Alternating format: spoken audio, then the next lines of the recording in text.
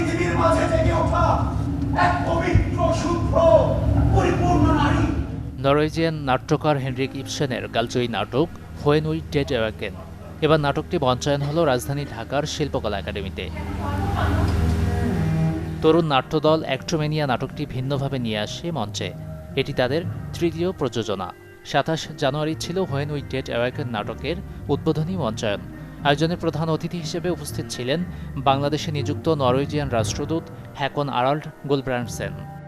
Actors and actresses, and they showed that what was the profound thoughts that was made, and how they also was able to make it relevant for people today in contemporary Bangladesh. It's very impressive.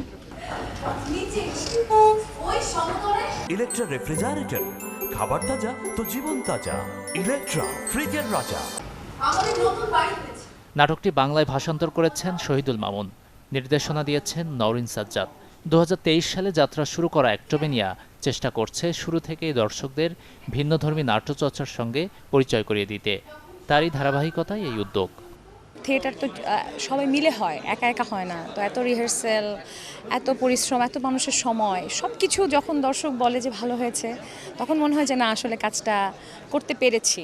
আমি জানি না আসলে কতটুকু ভালো হয়েছে, but আমরা সর্বোচ্চটা চেষ্টা করেছি এবং এখন পর্যন্ত দর্শকের অভিব্যক্তি ভালো। বাঙালিয়ানাটা এভাবেই বোধহয় প্রকাশ পায়। সেখানে তেজগাঁও বিশ্ববিদ্যালয় কলেজের নাট্যকলা বিভাগের অ্যাক্টোমেনিয়ার পরিচালিত যে ইফসান্স ড্রামাটি আমরা দেখলাম, পুনরুত্থান, সেখানে আমাদেরকে আসলে তাদের অভিনয় পারদর্শিতা, মঞ্চায়ন আমাদেরকে বাকরুদ্ধ করেছে, মুগ্ধ করেছে। হোয়েন উই ডেড অ্যাওয়েকেন মূলত মুক্তির কথা বলে। সৃষ্টির ভেতর দিয়ে মুক্তি খোঁজা আর মানব সম্পর্কের উষ্ণতায় মুক্তি খোঁজার দ্বন্দ্বকে তুলে ধরে। নাটকের চরিত্ররা কেউ শিল্প সৃষ্টির মাধ্যমে মুক্তি খোঁজে, আবার কেউ সম্পর্কের মধ্য দিয়ে খোঁজে মুক্তি। নাটকটির বিভিন্ন চরিত্রে অভিনয় করেছেন কামরুজ্জামান তাপু, এম.এইচ লাবণ, নওরিন সাজ্জাদ, মার্শিয়া শাওন, সাগর বড়ুয়া শান, ফকির বিপ্লব, মারজুক আল হাসান, প্রথমা রহমান, সানভি মীর চৌধুরী। এছাড়াও আছেন রাজন আরিফ, দিবাকর মণ্ডল জিতু, শাহরিয়ার ইউসুফ ও অভিজিৎ সাহা রুদ্র। গাজী আনিস, চ্যানেল 24, ঢাকা।